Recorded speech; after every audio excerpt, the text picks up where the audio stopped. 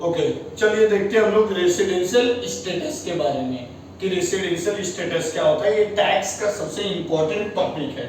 सबसे पहले मैं आपको बता दूं कि टैक्स दो टाइप के होते हैं। टैक्स दो टाइप के होते हैं, एक डायरेक्ट टैक्स और दूसरा होता है इनडायरेक्ट टैक्स। मतलब जो गवर्नमेंट को हम डायरेक्टली गवर्नमेंट को पे करते हैं उसको डायरेक्ट टैक्स बोलते हैं। जैसे इनकम टैक्स हो गया आपका, वेल्थ टैक्स हो गया, प्रॉपर्टी टैक्स हो गया, these are the example of direct tax. लेकिन इनडायरेक्ट टैक्स किसको बोलते हैं?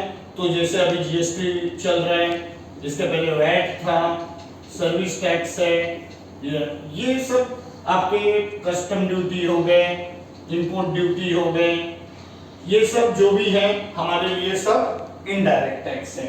हमें क्या ध्यान में रखना है? सबसे पहले इंपॉर्टेंट चीज है कि टैक्स में एक चीज और आपको बता दूं कि हमारा जो इनकम टैक्स एक्ट बना था, इनकम टैक्स एक्ट, वो इनकम टैक्स एक्ट बना था 1961 में।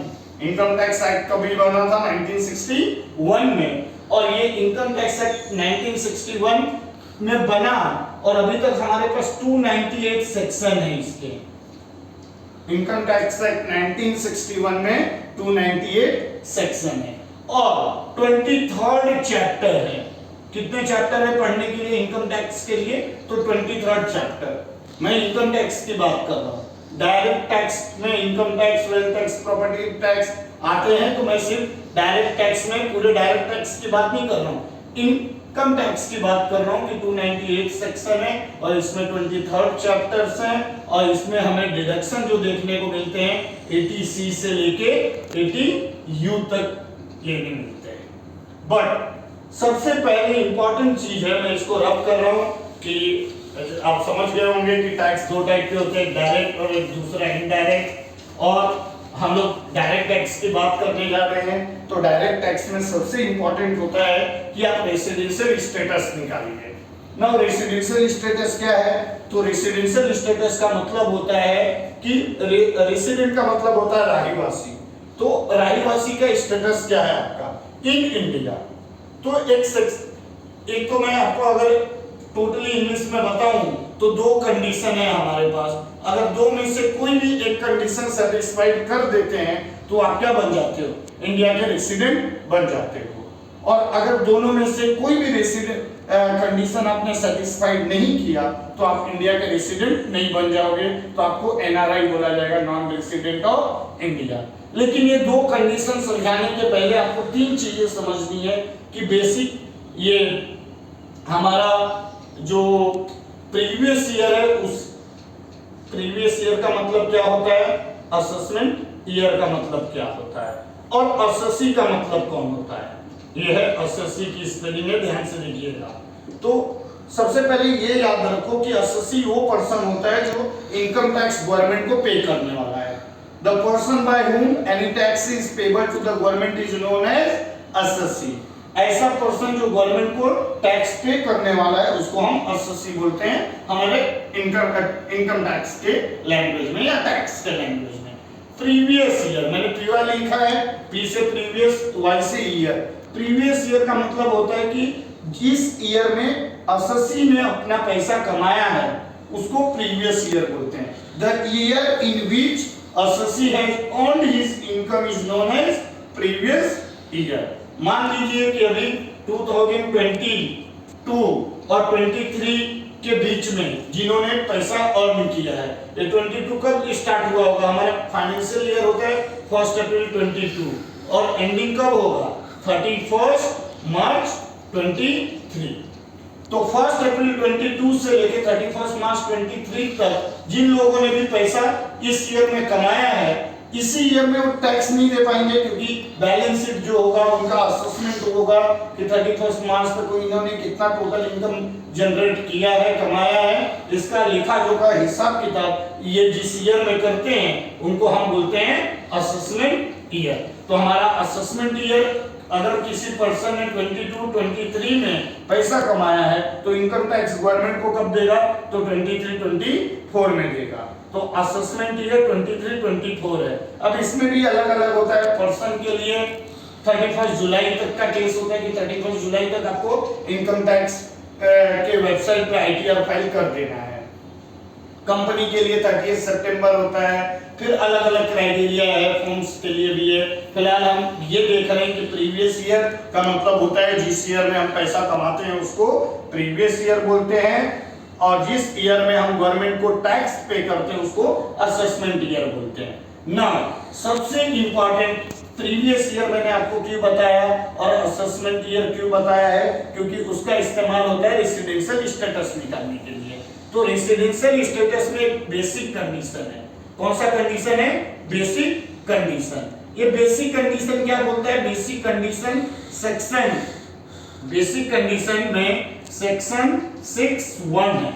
बेसिक कंडीशन सेक्शन 6(1) बोलता है कि दो में से अगर एक भी कंडीशन आपने सेटिस्फाइड कर लिया तो आप क्या बन जाओगे? इंडिया के रेसिडेंट बन जाओगे। तो पहला कंडीशन है कि प्रीवियस ईयर में सामने वाला पर्सन कितने दिन रहना चाहिए? 182 डेज। मतलब he or she should be in India for 182 days or more during the previous year। अगर प्रीवियस ईयर में मतलब अभी अगर 23-24 असेसमेंट ईयर है तो उसका प्रीवियस ईयर 22-23 हो जाएगा।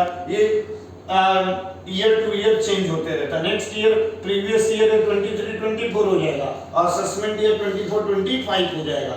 तो प्रीवियस ईयर में अगर कोई भी असेसी कोई भी पर्सन 182 डेज इंडिया में रहता है तो इंडिया का क्या बन जाएगा? रेसिडेंट बन जाएगा। और अगर पहला कंडीशन सेटिस्फाइड नहीं करता है तो आपको सेकंड कंडीशन चेक करना है। मैंने क्या बताया अब तक कि प्रीवियस ईयर में 182 डेज या उससे ज्यादा इंडिया में कोई पर्सन रहा है तो इंडिया का रेसिडेंट बन गया, तो आपको सेकंड कंडीशन चेक ही नहीं करना है। लेकिन अगर पहला कंडीशन सेटिस्फाइड नहीं करता है तो आपको क्या करना है? सेकंड कंडीशन चेक करना है। इसीलिए लिखा है ना और कि प्रीवियस ईयर में 182 डेज और मोर 182 दिन या उससे ज्यादा इंडिया में रहता है, या तो अगर पहला कंडीशन अगर वो 181 डेज ही रहा तो वो इंडिया का रेसिडेंट नहीं बन पाया तो आपको सेकंड कंडीशन चेक करना है। और सेकंड कंडीशन में होता है कि प्रीवियस ईयर, आपका प्रीवियस ईयर कौन सा है? 22-23 है। तो प्रीवियस ईयर के पहले के 4 साल, तो प्रीवियस ईयर के पहले के 4 साल कौन से हो गए हमारे? 21, 22, फिर 20, 21, फिर 19, 20, 18, 19। यही होगा ना। प्रीवियस ईयर 22-23 है तो क्या हो जाएगा हमारे लिए? ये 22 और 21 हो जाएगा, फिर 21 और 20, फिर 20 और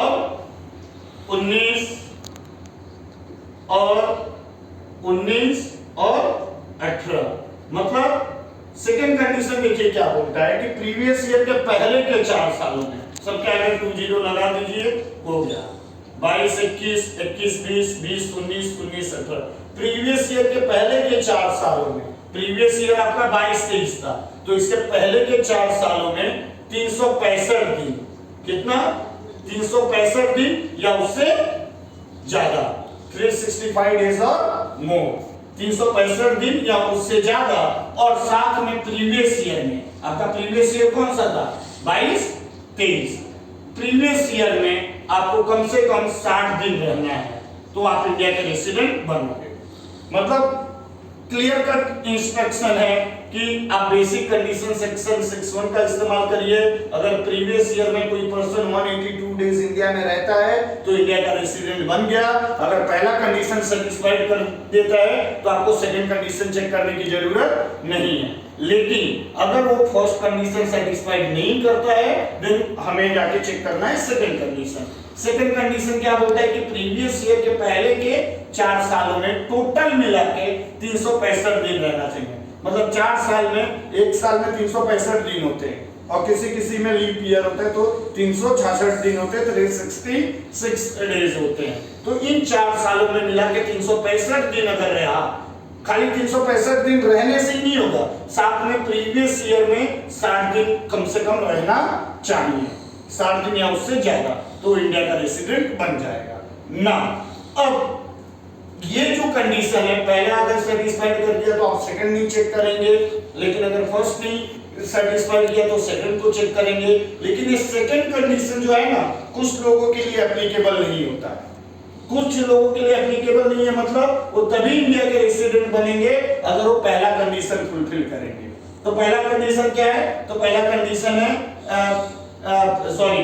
कौन सा, इसे इनको एक्सेप्शन बोला जाता है, अपवाद जिसको बोलते हैं, कि एक्सेप्शनल लोग हैं जिनके लिए सेकंड कंडीशन एप्लीकेबल ही नहीं है, इसीलिए इसको स्टार मार्क किया हुआ हूं मैं कि पर्सन ऑफ इंडियन ओरिजिन, जो इंडियन ओरिजिन के पर्सन होंगे उनके लिए सेकंड कंडीशन एप्लीकेबल नहीं है। वो इंडिया के रेसिडेंट तभी बनेंगे जब वो पहला कंडीशन सेटिस्फाई करेंगे, मतलब पहले कंडीशन को फुलफिल कर लेंगे।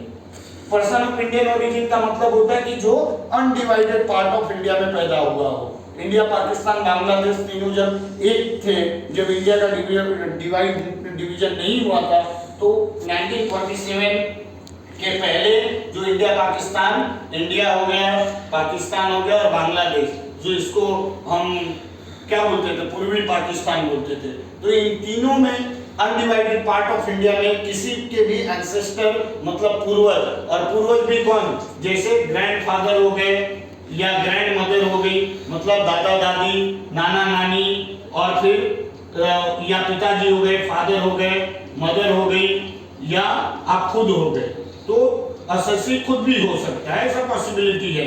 तो क्या होगा, वो पर्सन ऑफ इंडियन ओरिजिन कहलाएगा। जैसे बेस्ट एग्जांपल ले लीजिए आप मोहम्मद अली जिन्ना का। मोहम्मद अली जिन्ना कहाँ पे है?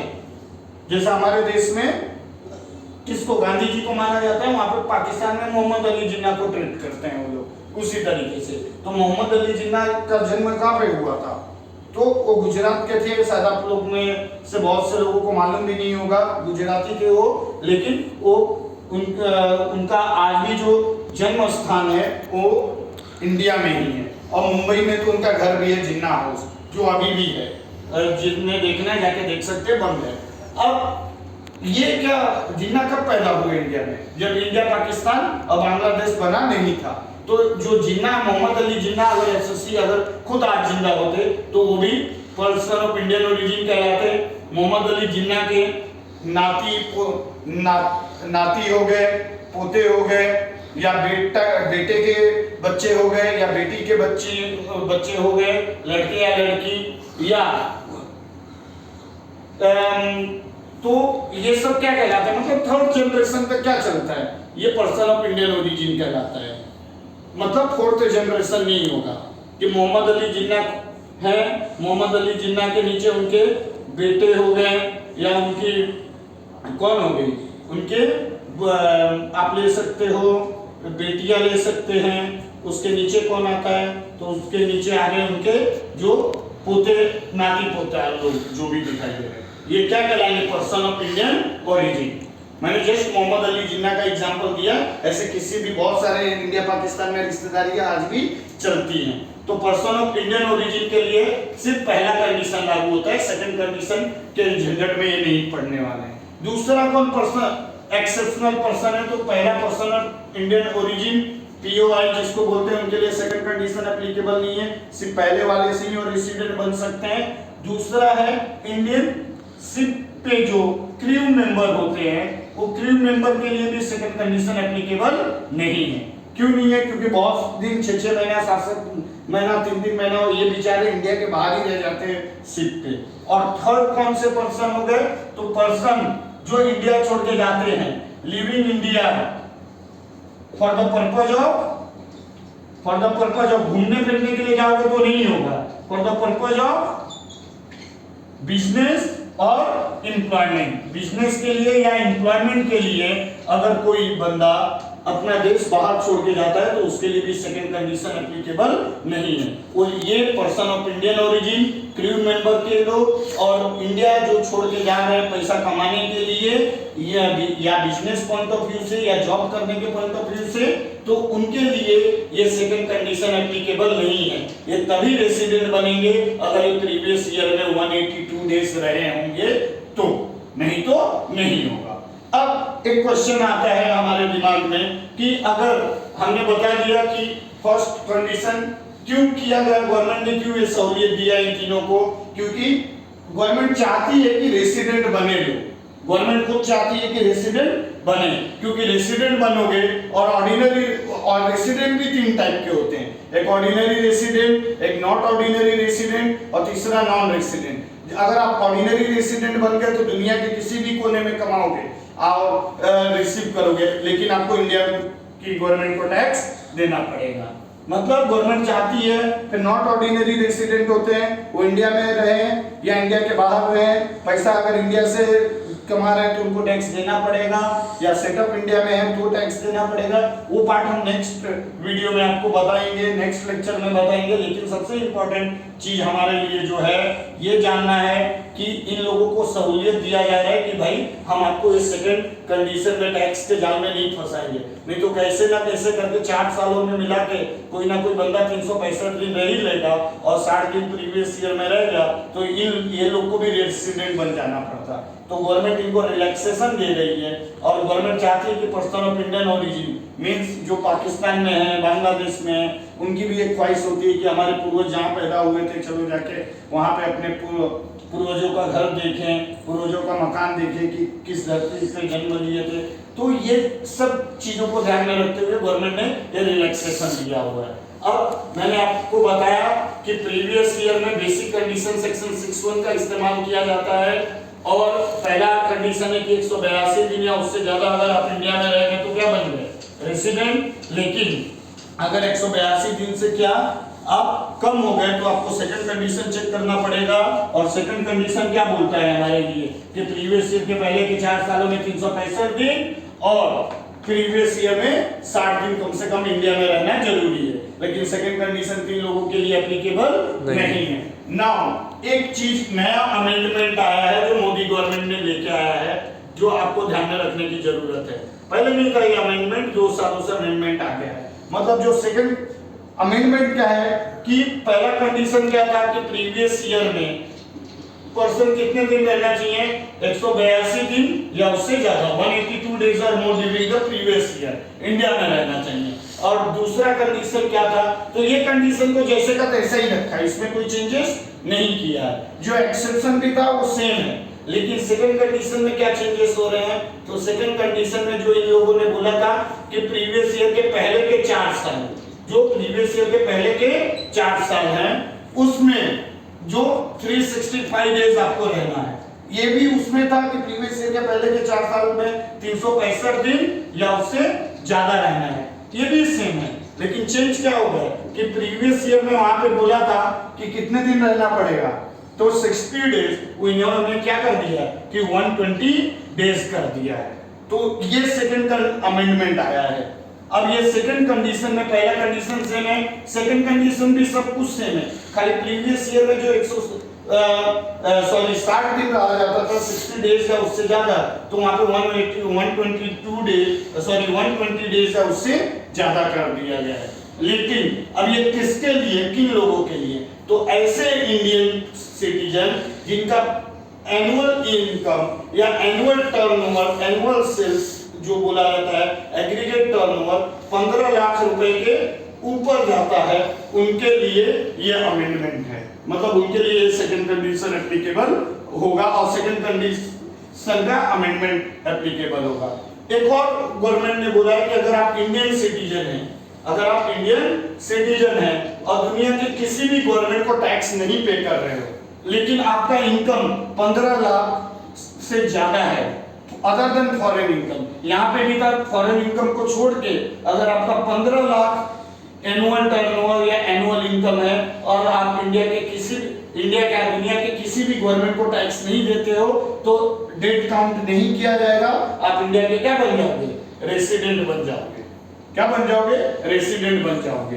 तो ये अमेंडमेंट आए हुए हैं। क्या अमेंडमेंट आया कि प्रीवियस ईयर में 182 डेज या उससे ज्यादा रहना चाहिए था, वो है। फिर प्रीवियस ईयर के पहले के 4 सालों में 365 दिन या उससे ज्यादा, वो भी सेम है। लेकिन प्रीवियस ईयर में 160 दिन के जगह पे 120 दिन कर दिया गया है। किसके लिए, ऐसे पर्सन के लिए जो इंडिया में जो इंडियन सिटीजन है और जिनका इनकम 15 लाख से ज्यादा है और वो एग्री 15 लाख से ज्यादा है अदर देन फॉरेन इनकम, उनके लिए ये अमेंडमेंट लाया गया है। और क्या लेके आया गया अमेंडमेंट कि अगर आप इंडियन सिटीजन है और दुनिया के किसी भी गवर्नमेंट को टैक्स नहीं पे करते हो, तो आपको क्या देना पड़ेगा, आपको आप रेसिडेंट कहलाओगे। तो पहला क्वेश्चन तो क्लियर हो गया है कि रेसिडेंट कैसे बनाया जाता है। इसके ऊपर प्रैक्टिकल क्वेश्चन आंसर भी होते हैं कि किस तरीके से आप काउंटिंग करोगे कि कौन कितने दिन आया, कितने दिन गया, कितने दिन रहा। ये क्वेश्चन रहते हैं जो हम देखेंगे कि कैसे किया जाता है। मैं आपको एक चीज दिखा रहा हूं कि ये तो अगर आपने बेसिक कंडीशन अप्लाई करते हो तो आपके पास दो कंडीशन है, फर्स्ट और सेकंड। अगर दोनों में से एक भी सेटिस्फाइड नहीं करते हो तो आप क्या बन जाओगे? आप रेसिडेंट नहीं बनोगे, आप नॉन रेसिडेंट बन गए।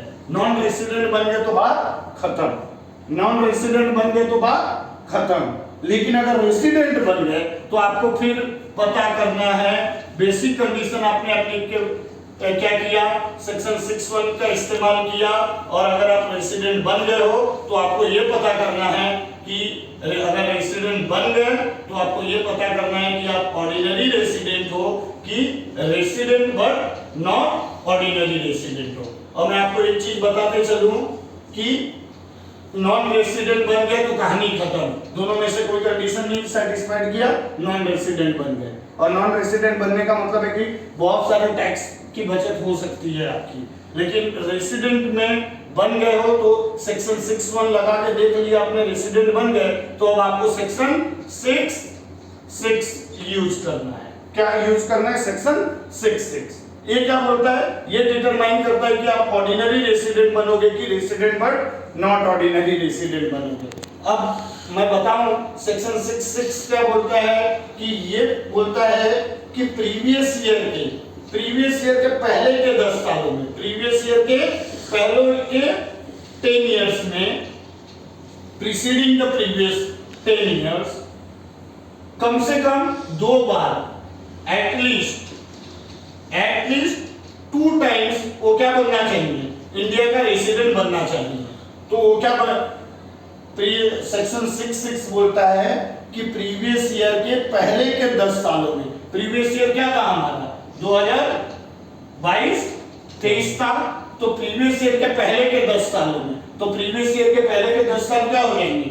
2021, 22, 20, 21, फिर आपका 19, 20, 18, 19, 17, 18, अभी तक कितने हो गए? 2, 3, 4, 5, फिर 16, 17, 15, 16, फिर 14, फिर 15, कितने हो गए? 10 साल हो गए क्या प्रीवियस ईयर के पहले के? 1, 2, 3, 4, 5, 6, 7, 8, फिर 13, 14 और फिर आप ले लीजिए अब 12 और 13। तो अब ये लिख रहे हैं कि प्रीवियस ईयर के पहले के 10 सालों में कम से कम 2 बार किसी भी ईयर में अगर कोई भी पर्सन क्या बन गया है? रेसिडेंट बनना चाहिए। और रेसिडेंट कैसे बनेगा? वही बेसिक कंडीशन लगा के कि प्रीवियस ईयर के पहले के प्रीवियस ईयर के में कम से कम 182 डेज, या फिर सेकंड बेसिक कंडीशन चेक किया जाएगा। मान लीजिए कि अगर 2 बार रेसिडेंट बन गया या 2 से ज्यादा बार रेसिडेंट बन गया प्रीवियस ईयर के पहले के 10 सालों में, तो ये इसके साथ में फिर दूसरा कंडीशन भी सेटिस्फाइड करना है। मतलब प्रीवियस ईयर के पहले के 10 सालों में कम से कम 2 बार रेसिडेंट इंडिया का बनना चाहिए। और प्रीवियस ईयर के पहले के 7 सालों में, तो प्रीवियस ईयर के पहले के 7 साल कौन से हो गए? ये फर्स्ट ईयर हो गया, second, third, fourth, fifth, sixth, seventh, 730 days या उससे ज्यादा रहेगा तो वो ऑर्डिनरी रेसिडेंट बनेगा। थोड़ा कॉम्प्लिकेटेड है, ध्यान से समझिएगा कि हम बेसिक कंडीशन का इस्तेमाल करते हैं। अब बेसिक कंडीशन के में 2 कंडीशन है, दोनों में से